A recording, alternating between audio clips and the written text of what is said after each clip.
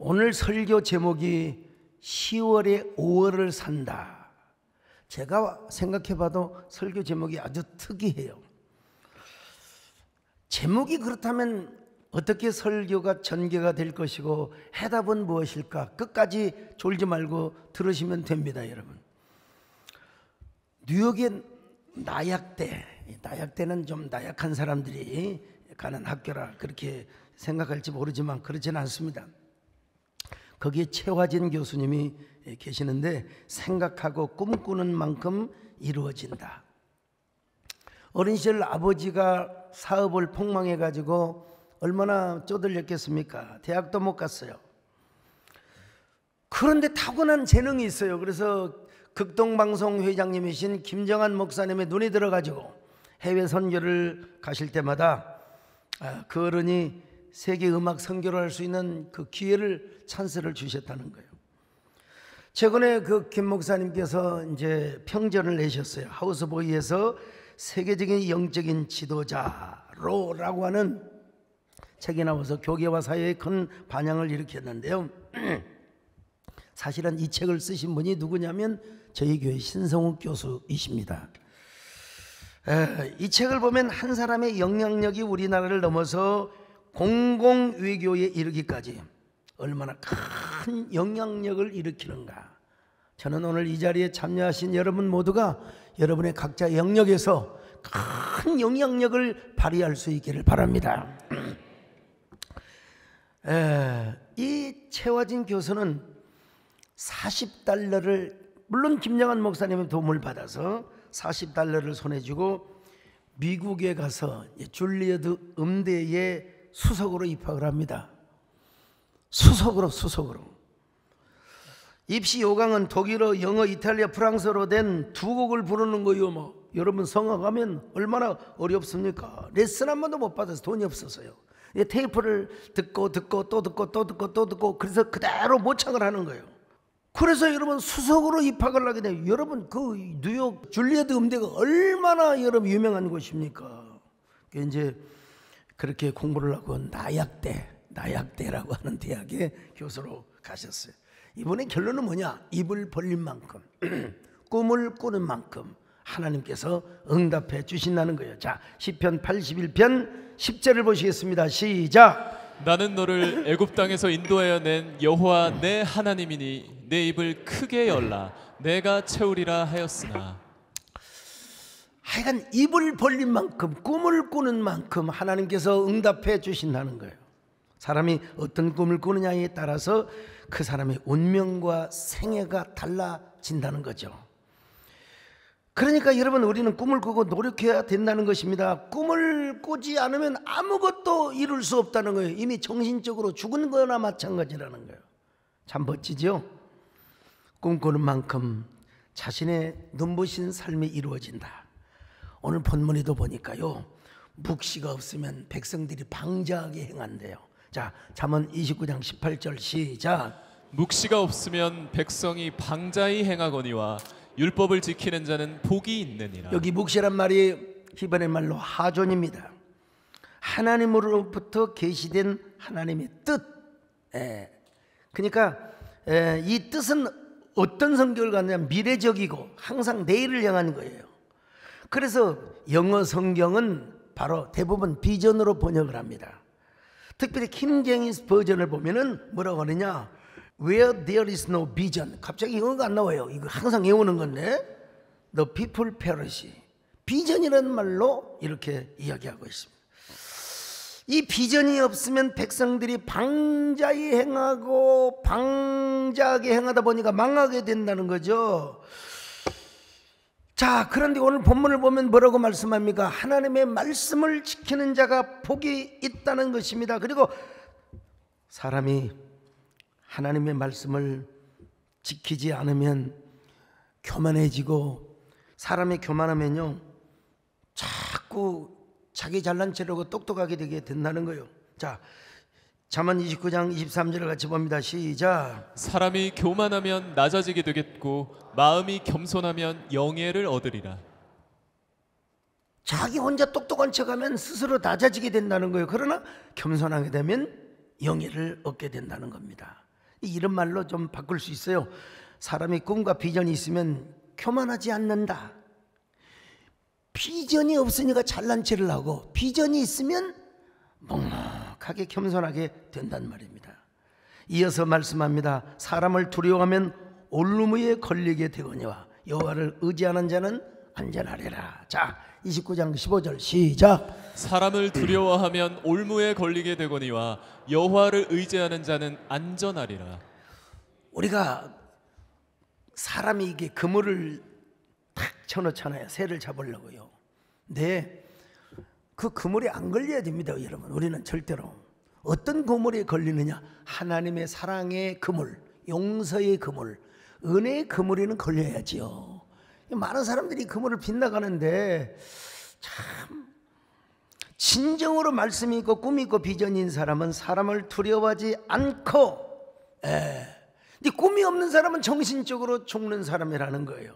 내일을 잃어버렸기 때문에 그래요. 그러니까 이런 사람은 허구한 날 뭐예요? 남만 비판합니다. 책도 읽지 않으면서 막 이러니 저러니 막 비판을 하고. 오늘이 얼마나 소중한 하루인 줄 아십니까? 시인 에머스가 이런 경고를 남겼어요. 내가 맞이한 오늘 하루는 어제 죽어간 사람들이 그토록 바라던 내일이다. 오늘 여러분 지금 심장이 뛰고 있잖아요. 심장이 1분에 보통 70에서 80번을 뛰어요. 그러면 1시간이면 얼마 뛴다고 하더라? 하여간 하루에 10만 번을 뛴대요. 10만 번 뛰죠? 10만 번 이상을 뛴대요. 그러면 일생을 수십억 번을 뛰어요 지금. 근데 여러분 심장이 안 멈췄어요 지금. 졸고 있는 사람도 안 멈춰 있습니다 지금. 눈만 내렸을 뿐이지. 비전이 있는 사람은 예언적 마인드를 가지고 살아요. 예측을 하면서 선고자적, 선각자적인 삶을 살아요. 특별히 이 비전은 누구에게 왔느냐? 하나님으로부터 온 비전입니다.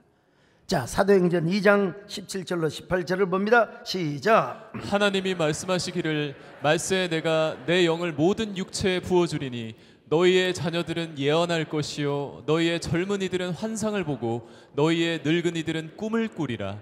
그때 내가 내 영을 내 남종과 여종들에게 부어주리니 그들이 예언할 것이요. 자, 하나님의 영을 받는 사람은 환상과 비전을 본다. 예수 그리스도 안에 있는 한 우리는 언제나 꿈을 꾸며 우리는 비전을 갖는다. 오늘 여러분 심장 속에 꿈이 있기를 축원합니다. 심장이 박동거릴 때마다 내일을 생각하시기를 바랍니다. 내일을 살아요. 그래서 이 하존 비전이라는 말은 구약 예언서 선지서에는 다바르로 대칭이 됩니다. 다바르와 또 연관이 됩니다. 다바르는 뭐예요? 하나님의 말씀입니다. 그러니까 하나님의 영과 말씀을 받는 사람은 언제나 뭐예요? 내일을 꾸고 머지않아 우리는 저 영원한 천국의 꿈을 꾸게 되는 거예요. 근데 이제 보통 아이 목사님 꿈은 젊을 때 꾸는 거지 뭐 나이 먹었는데 뭐 잘 죽는 꿈이야 꿔야지. 사람들이 꿈을 나이에 맞춰요. 나이에 맞춰. 여러분 나이에 맞추는 꿈을 꾸다 보면 아무것도 못해요.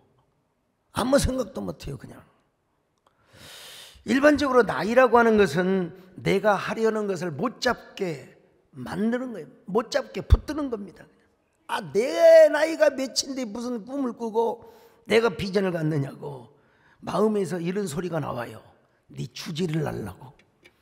여러 사람들이 그래요. 당신 나이가 몇인데 집구석에 가만히 있지 뭔 산을 다니고 말이야 산책을 하고 다니냐고. 반드시 여러분 기억해야 할 노래가 있습니다. 여러분 그 노래 아세요? 내 나이가 어때서 등산하기 딱 좋은 나이인데.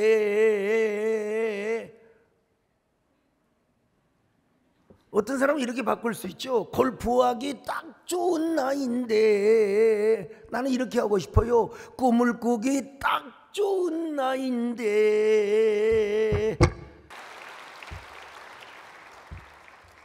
또 기억할 것이 있어요. 세계적으로 가장 큰 업적을 세운 사람들의 대부분이 나이 먹어서 세웠어. 나이 먹었어요. 이 내용은 엔카르프가 쓴 인생학교 나이 드는 법이라고 하는 내용에서 발표를 했어요. 이 책을 보면 나이 드는 것을 두려워하지 말라는 거예요. 두려워하지 말라는. 나이 드는 것은 일생에 거쳐서 일어나는 하나의 과정이자 발전의 오퍼처니티, 기회라는 거예요. 오히려 인생과 인생, 그리고 저 우리의 삶과 저 천국을 연결하는 고리가 된다는 거예요. 나이 먹는 것은 연결 과정이 된다는 겁니다, 여러분.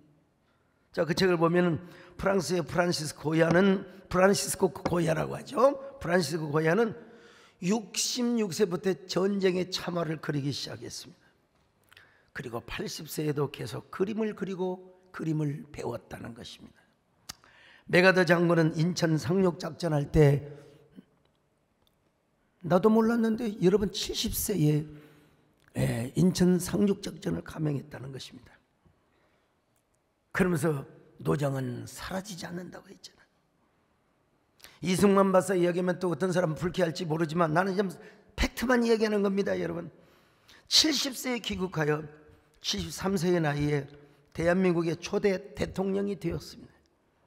미국의 철도왕 밴드빌트는 70세가 넘어서 철도회사를 만들어 대성을 하였습니다. 미켈란젤로 성 베드로 성당에 화려한 돔의 그림을 그렸는데 그걸 언제 완성했느냐? 나이 70에 완성했어요. 70에. 그리고 동료 화가들이 보니까 막 뒷목에 군살이 얼마나 박혀 있었는데, 하이든, 핸델 70세가 넘어서 불후의 명곡을 작곡하였습니다. 베르디는 75세의 나이에 오페라 오텔로, 내가 오델로라고 했더니 우리 음악 목사님 코치라고 해요. 오텔로라고 하라고. 보통 오델로라고 해요. 전문가의 오만이죠. 그럼 진즉 자기가 이 설교하지.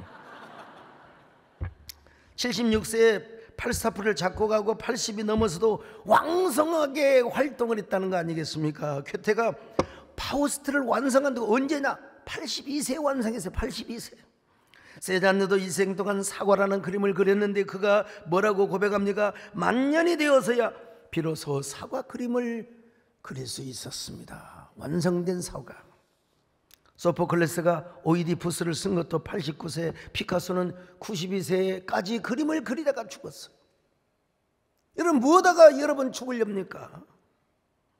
세계적인 경영학자로 불리던 피터 드러커도 65세에 본격적으로 오텔로의 감명을 받고 글을 쓰기 시작한 거예요. 96세에 이르기까지 30권이 넘는 명 베스트셀러, 그가 썼다면 베스트셀러예요.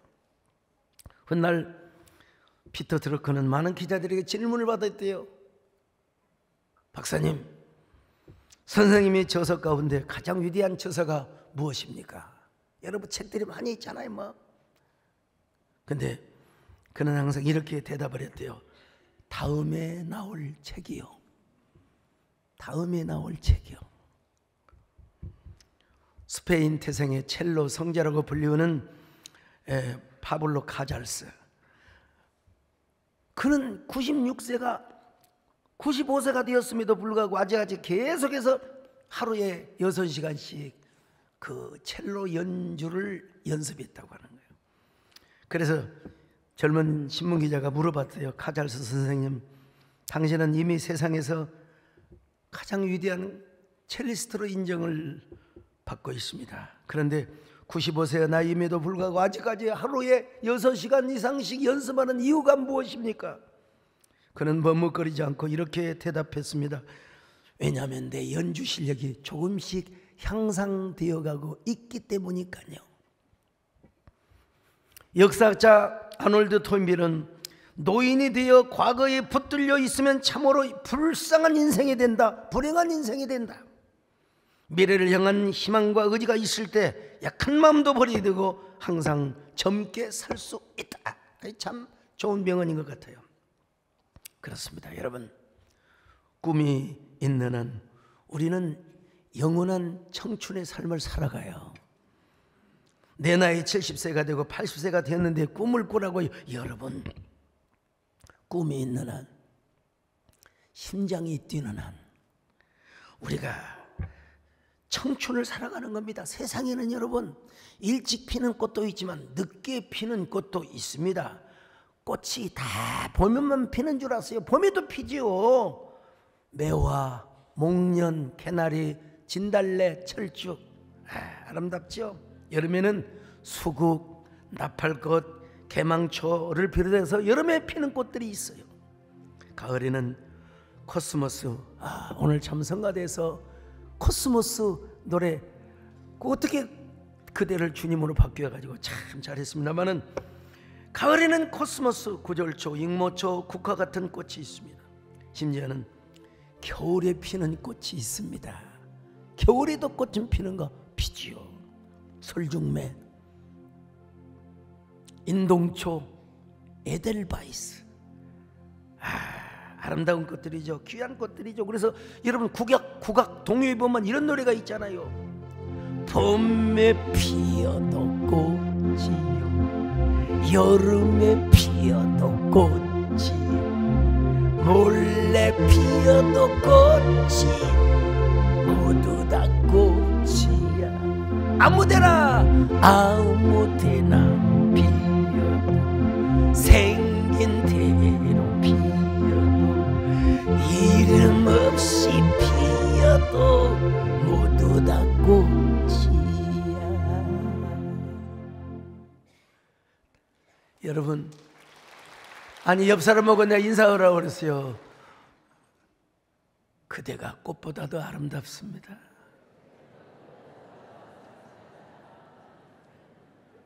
뭐 젊은 낯선 남매가 있어도 괜찮아요. 그대가, 할머니도 좋아요. 할머니라고 하지 마세요. 권사님이 꽃보다 더 곱습니다. 우리 인생이 그래요. 일찍 피우는 매화 같은 인생도 있어요. 중년에 피는 수국, 해바라기, 늦가을이 아름다운 코스모스와 고매한 자태를 보여주는 뭐요? 국화 인생도 있습니다. 겨울에 피는 설중매, 동백꽃, 인동초 같은 꽃도 있어요. 에델바이스, 히말라야 산맥에 피는. 성경을 보면은 아벨과 같이 일찍 피는 꽃이 있어요. 그러나 여러분, 아브라함을 보세요. 100세에 하나님께서 약속하신 이삭을 안아보게 해서 주었지 않습니까? 갈렙은 85세에 이 산지를 내게 주소서. 85세 되신 분들 힘없다고 하지 마세요. 갈렙은 창검을 착 말을 타고 이리야 하면서 여러분 안악자손의 후예들을 물리쳤다는 사실이에요. 안나 권사님이라고 불러야 되겠죠. 할머니는 85세에 메시아가 오는 모습을 보았으며, 사도 요한도 90이 넘어서 저 판모섬에서 요한계시록의 환상을 보고 받았었습니다. 모세는 80에 하나님의 부르심을 받고, 여러분 아마 제가 봐도 적어도 아무리 빨라도 100세에, 아무리 늦어도 100세에 창세기, 출애굽기, 신명기, 아마 신명기는 조금 늦게 기록이 되었지 않았을까 싶은데, 어쨌든 간에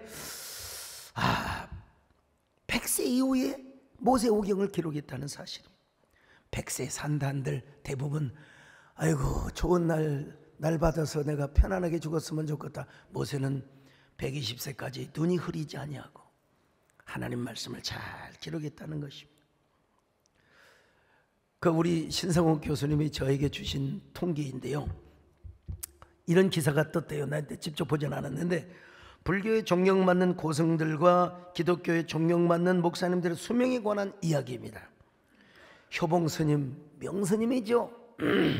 판사에서 오판을 해가지고 엿장수 하다가 나중에 승려가 되신 효봉 스님, 79세 사셨어요. 오래 사신 거죠. 청담 스님, 이분 어떤 분이냐? 청담동에 사시는 스님이 아니고, 제가 만약에 승려가 되었다면 분당 스님 혹은 용인 스님 그래 됐을 거예요. 청담 스님은 82세, 그리고 법정 스님은 79세예요. 근데 여러분, 존경받는 목사님, 존경 없는 목사님은 몇 살에 사셨냐? 한경재 목사님은 99세예요. 강재일 목사님은 104세. 김창인 목사님은 96세. 강원영 목사님은 90세. 또 지금 김장한 목사님도 막 90세, 91세 되실 거예요. 고승들의 평균 수명은 77.5세인데 존경받는 목사님들의 평균 수명은 무려 97세. 20년 차이가 나요. 이야, 여러분, 산 좋고 물 맑은 저기 오대산의 월정사나 지리산에 무슨 산이더라? 지리산에 노고단 올라가는데 화엄사 이런 데 사신 분들 보면 이야, 참 얼마나 오래 사실까. 좋은 공기 마시고 좋은 물 먹고. 그런데 통계에 의하면 그렇다는 거예요. 왜 그럴까? 오늘 본문에서 언급하는 하나님의 말씀과 비전의 유무와 깊은 관련이 있는 것은 아닐까 하고 제가 생각을 해봅니다. 여러분. 그런 의미에서 우리 인생에 있어서 가장 중요한 것은 누구냐? 예수 그리스도를 만났느냐 안 만났느냐의 차이입니다. 그리고 그 안에서 비전이 있고 묵시가 있느냐 없느냐의 차이라는 거예요. 사람이 살아가는 데 있어서 비전이 없으면 항상 방황입니다. 번뇌입니다. 108가지 아니라 208가지 번뇌가 있어요. 고민밖에 없어요. 걱정밖에 없어요.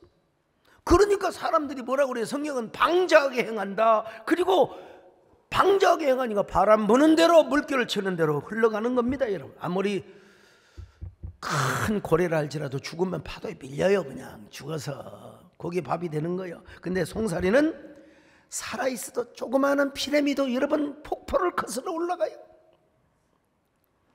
살아있는 것은 놀라운 것입니다. 여러분, 우리가 지금 심장이 뛰고 있다는 게 얼마나 감사한지 알 수가. 왜?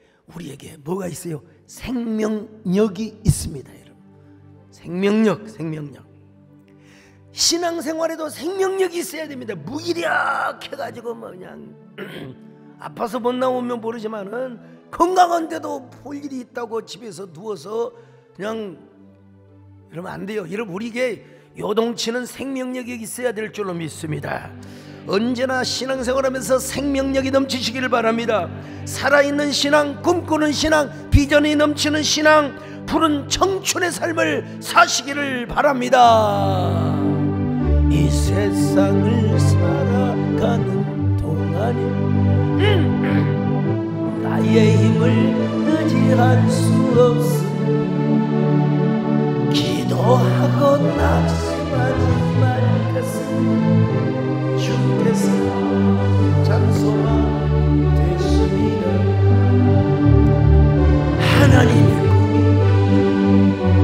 나의 비전이 되고 예수님의 성품이 나의 인격이 되고 성령님의 권능이 나의 능력이 되길 원하고 바라고.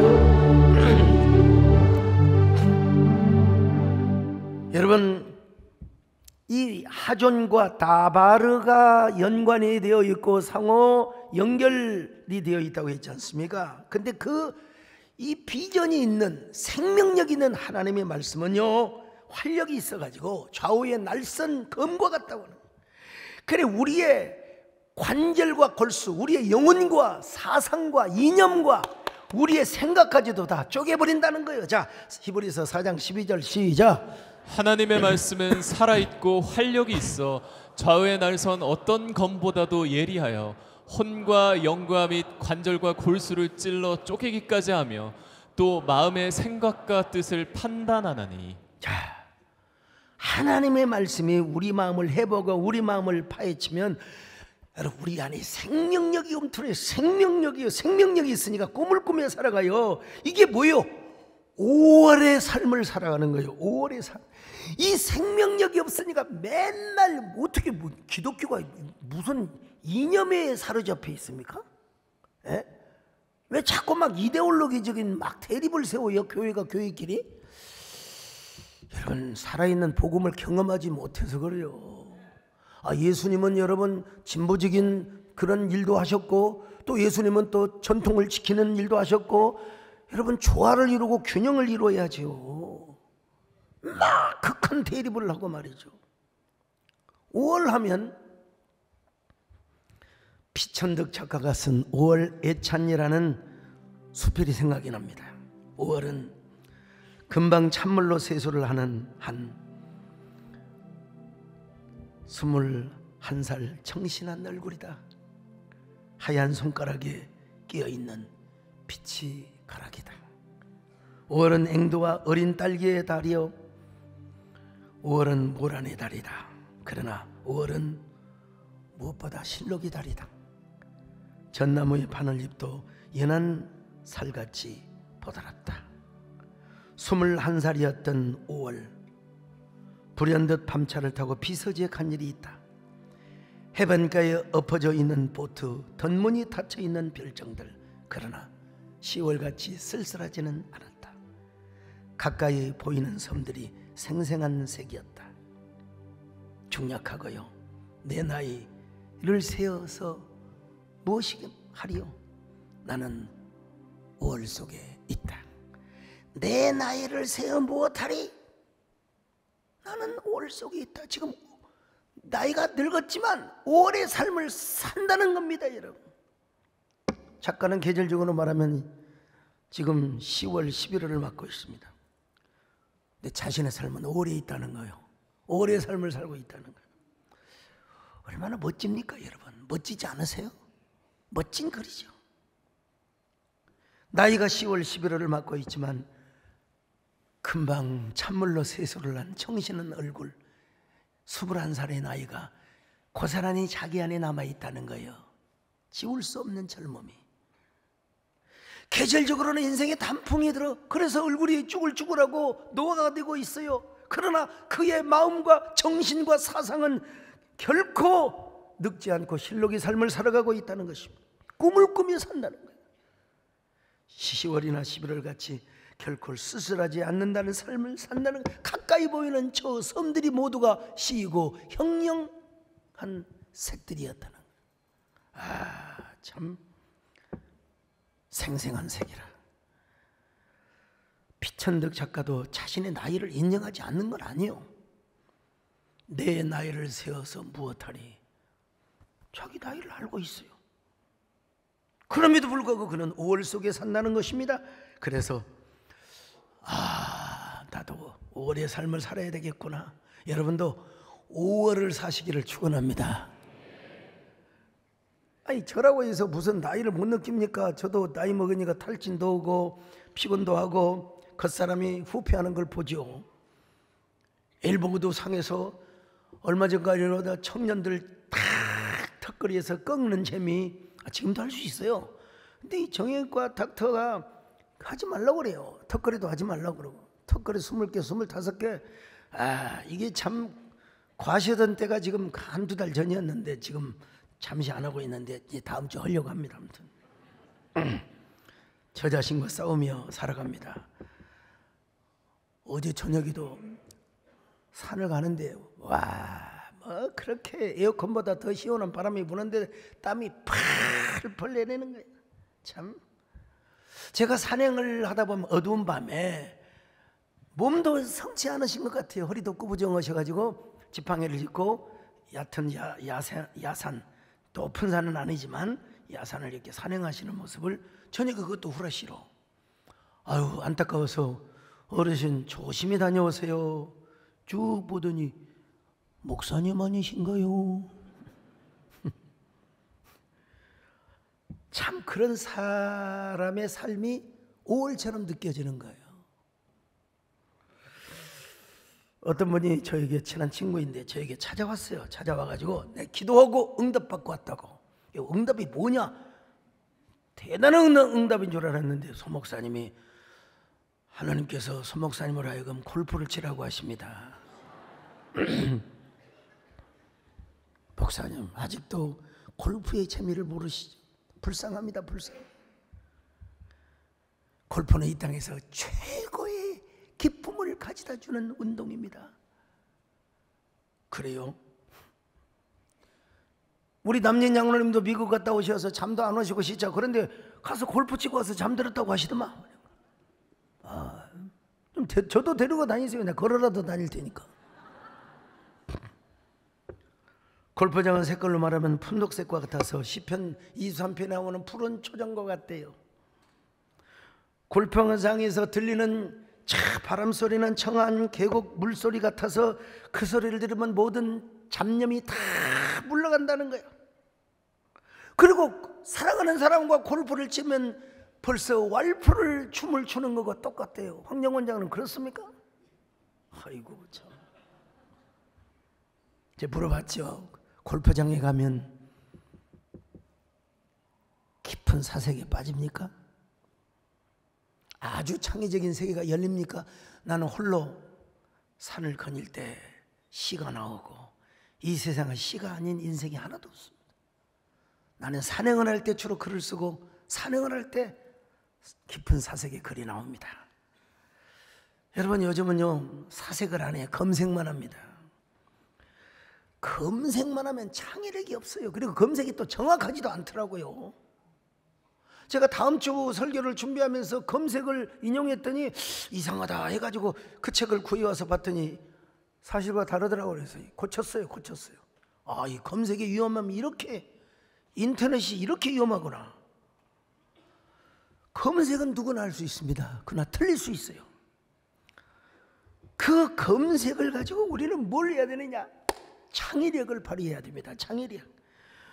요즘 세상은요, 우리가 사는 세상은 창의력이 없으면은 불가능한 세상이요. 창의력이 없으니까 맨날 뭐예요? 꼰대가 되는 거요. 나만 옳고 너는 싫다. 그리고 너는 늘 남을 비판하는 겁니다.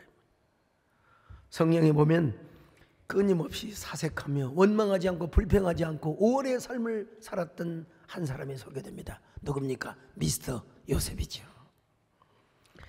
세상에 꿈 때문에 노예로 팔려가다니 꿈 때문에 감옥에 가다니. 우리 요셉의 스토리를 너무나 잘 알지 않습니까 여러분? 그러나 그는 감옥에서 얼마나 사색을 많이 하고 하나님의 말씀으로 연단을 받았겠습니까? 자, 시편 105편 17절로 19절 시작. 그가 한 사람을 앞서 보내셨으며 요셉이 종으로 팔렸도다. 그의 발은 착고를 차고 그의 몸은 쇠사슬에 매었으니 곧 여호와의 말씀이 응할 때까지라. 그의 말씀이 그를 단련하였도다. 자, 얼마나 많은 말씀에 되새김질을 했을까? 얼마나 많은 영적인 사색을 했을까? 마침내 그는 술관원장을 만나서 애굽의 총리 대신이 됩니다. 애굽 국민들뿐만 아니라 근동의 지역의 모든 사람들을 먹여 살려요. 자기의 모든 형제, 아버지, 이분 어머니까지 다 먹여 살려요. 그는 죽을 때도 꿈을 꿉니다. 죽는 순간 오래 꿈을 꿨어요. 형제들에게 우리의 후대에 몇 대가 지나면 이제 우리의 후손이 출애굽을 하게 될 텐데 내 유고를 만들어서 미라를 만들어서 내 미라도 내 열조의 조상의 그 누운 곳에 나를 장사 지내달라고. 창세기 50장 25절 같이 봅니다. 시작. 요셉이 또 이스라엘 자손에게 맹세시켜 이르기를 하나님이 반드시 당신들을 돌보시리니 당신들은 여기서 내 해골을 메고 올라가겠다 하라 하였더라. 여러분 그 꿈은 그대로 이루어집니다. 그대로 이루어집니다. 그래서 여러분 저 여호수아에 보니까 요셉의 유고를 야곱이 묻혀있는 그곳에 그대로 창사를 지냈다고 했어요. 왜 그랬을까요? 꿈을 꾸고 창의적인 삶을 살았기 때문에요. 애굽에 묻히지 않았어요. 자, 여호수아 24장 32절 시작. 또 이스라엘 자손이 애굽에서 가져온 요셉의 뼈를 세겜에 장사하였으니 이곳은 야곱이 베크시타를 주고 세겜의 아버지 하몰의 자손들에게서 산 밭이라. 그것이 요셉 자손의 기업이 되었더라. 사람이요, 인간은 창의적인 존재가 돼야 됩니다. 항상 과거에 매여 살면 안 돼요. 우리나라에 우리나라도 노벨 문학상을 이제 받게 되었습니다만은 알베르 까미라고 하는 소설가가 있어요. 유명한 이방인. 그리고 또 시지프스라는 소설이 있죠. 이 소설, 시지프스라는 소설은 어디까지나 그리스 신화를 소재로 삼는 거예요. 뭐 그리스 신화를 말하고 있는 게 소재로 삼는 것과 그걸 팩트로 이은 것과는 다르다는 걸 알아야 돼요. 어쨌든 제우스 신은 신들을 속인 죄로 시지프스에게 벌을 내립니다. 그 형벌이 뭐냐? 무의미한 일을 하게 하는 거예요. 자, 높은 산 꼭대기에다가 큰 바위 덩어리를 올리면 그걸 굴리고, 올리면 또 굴리면 또 올리고, 올리면 계속해서 반복되는 일. 제우스의 의도는 뭐였느냐? 시지프스를 죽이지 않았어요. 무의미한 일을 계속 반복시키는 겁니다. 당대를 살아가는 사람들에게, 신화를 쓴 사람들이 아마 이런 교훈을 주고 싶었던 것 같아요. 인간이 가장 힘들어하는 일은 뭐냐? 고된 일이 아니라 무의미한 일이다 이 말이야. 무의미한 일을 계속 반복해서 하는 거. 이거 신화입니다. 여러분, 하나님 말씀이 아니고. 그런데 까미는 자기의 작가적 상상력을 발휘해 가지고 이 신화를 다르게 해석합니다. 이 무의미한 일, 부조리한 일에 굴하지 않고 언제 끝날지도 모르는 이 일을 오늘 또 해내고 있는 시지프스, 그를 행복한 영웅, 또 뭐라고 할까요? 행복한 시지프스라고 그렇게 재해석을 하였습니다. 철학적, 문화적 관점에서 볼 때는 굉장히 창의력이 있는 사람이죠. 그리고 노벨상을 받았어요. 이분도 젊어서. 여러분, 시지프스 인간으로 생각하면 뭐하게 살아갑니까? 죽어야지요. 그게 뭡니까? 죽음을 선택하는 거 자살행위죠. 그러면 모든 무의미와 부조리가 끝날 것 아니겠습니까? 근데 까미는 인간이 할 수 있는 최선의 반항은 자살이 아니라 그 삶을 똑바로 직시하며 끝까지 이어가는 것이라고 했습니다. 그런 시지프스의 행위를 뭐라고 하느냐? 숭고한 반항이라. 부조리를 극복하는 것이 숭고한 반항이라는 것입니다. 제가 지난주에 한강 작가의 노벨 문학상을 언급했더니 적지 않는 사람들이 비판을 했다고, 나 보지도 않았습니다만은 보고를 제가 받았어요. 비판하는 것도 살아있는 자의 특권이죠. 비판도 존중해야죠. 그러나 대한민국 국민이 되어가지고 이런 말 저런 말을 하는 것은 저는 별로 격에 맞다고 생각하지 않습니다. 다만 우리가 성경적 가치관과 세계관을 가지고 우아하게 창의적 비평을 할 수 있어야 돼요. 창의적 비평. 이게 수준이고 격에 맞는 행위라고 생각해요. 그렇지 않으면 우리는 낯선 초바리새인이 될 수가 있어요. 우리는. 저도 목사의 한 사람으로서 그분이 하나님의 사랑에 그물망에 걸렸으면 얼마나 좋았을까. 저녁을 서랍에 두었다. 여러분, 시집이 얼마나 멋집니까? 그렇지만 서랍에 두지 말고 하나님의 사랑을 꼭꼭 감추어 두지 말고 하나님의 사랑의 용서의 그물에 걸려들었으면 얼마나 좋았을까. 이런 아쉬움이 왜 없겠습니까? 그랬더라면 더 밝은 작품을 쓰고, 그랬더라면은 정말 또 하나님을 뭐라 할까요? 하나님께 일반 은총의 영역에서 하나님께 영광을 돌리고 하나님 뜻을 이루는 이런 책을 썼으면 얼마나 좋았을까. 제가 한 15, 16년 전일 겁니다. 교회가 한참 부흥할 때 우리 장로님들하고 어디 별장을 구하러 다녔어요. 저기 한강 어디 유원지에 또 갑자기 또 한강이 나오네. 한강 맞습니다, 여러분. 그 유원지에 근데 거기가 이제 그 양평인가, 이거 양평인가의 유원지예요. 유원지만 아니었으면 내가 그 땅 샀습니다. 그리고 그 집 샀어요. 왜냐하면 문학 예술가들을 지원하기 위해서 좋은 책을 좀 써주세요. 좋은 글을 좀 써주세요.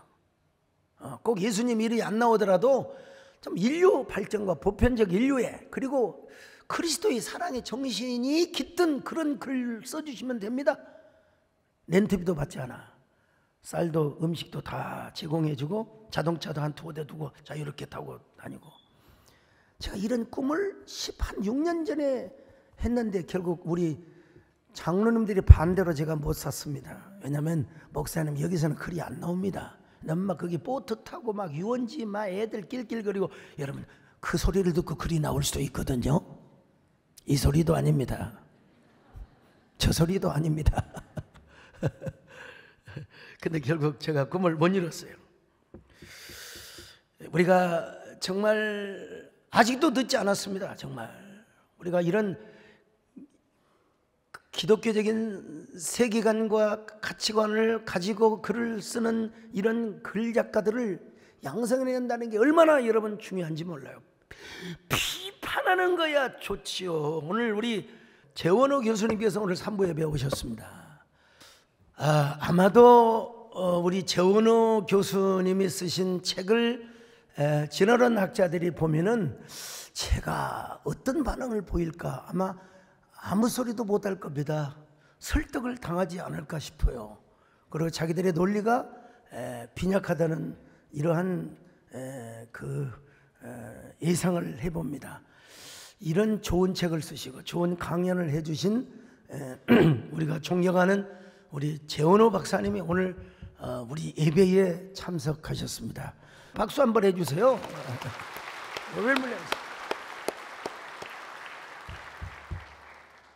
난 이 책을 보면서 이거야 뭐 많은 분들이 막 그냥 성경적으로 진화론은 아니라 하는데 그리고 무조건 막 6,000년설을 주장하고 하는데 이 교수님이 책을 보니까 진화론 자들을 설득도 할 수 있고 소통할 수 있고 대화도 할 수 있구나. 그것도 격이 있게 우아하게.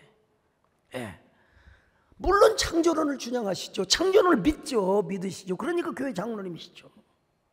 여러분, 그렇습니다. 우리에게 하나님의 묵시가 있는 한 우리는 바람 부는 대로 물결 치는 대로 우리가 살아갈 수가 없습니다.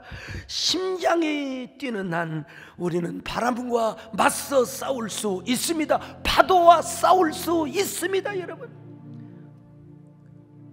그래서 아까 성가대에서 그랬잖아요. 심장이 뛰는 한 포기하지 마세요.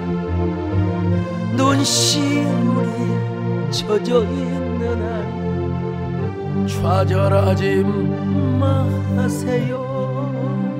이번에 그 전철역에다가 붙이는 그 글귀를 바꾸지 않은 이제 가을이 되었으니까 뭐라고 쓴 줄 아십니까? 이제 다음 주면 걸릴 거요. 그대가 있으니 해도 뜨지요. 그대가 없으면 태양도 뜨지 않습니다. 물론 물리학적으로 태양이 뜨는 건 아니죠. 지구가 도는 거죠. 그리고 중력의 법칙에 의해서 우리는 이렇게 걸어다닐 수 있습니다. 여러분, 걸어다닐 수 있어요. 근데 우리 마음은 얼마든지 여러분 젊어질 수 있고 예수 그리스도 안에서 오래 삶을 살 수 있습니다. 예수 그리스도의 심장이 우리 속에 뛰는 한 우리는 찬물로 세수하고, 저는 찬물로 그 샤워를 하지만 여러분 또 함부로 하지 마서 심장 멈추고 곤란하니까. 우리가 가을을 맞지만 예수 그리스도와 함께 오래 삶을 살 수 있습니다. 눈유부시게 푸르는 젊음, 그 기운이 스프링처럼 솟아나고 검은 대지의 푸름을 약독시키는 저 5월, 만물이 약동하며 푸르름의 wal철을 추게 해주는 5월의 삶, 그 눈부신 5월이 여러분의 심장 속에 스프링처럼 솟구쳐나시기를 축원합니다. 오늘 젊은 분들도 중요하지만 우리 실버 장로님들, 실버에 가까우신 분들, 그렇다, 나는 5월을 산다. 할렐루야. 주님과 함께 걷는 길은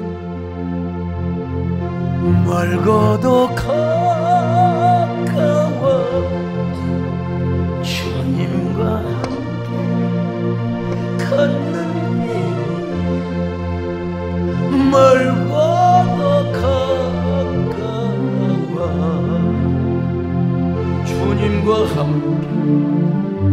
함께 걷는 길은 주님과 함께 없는 길은 고통도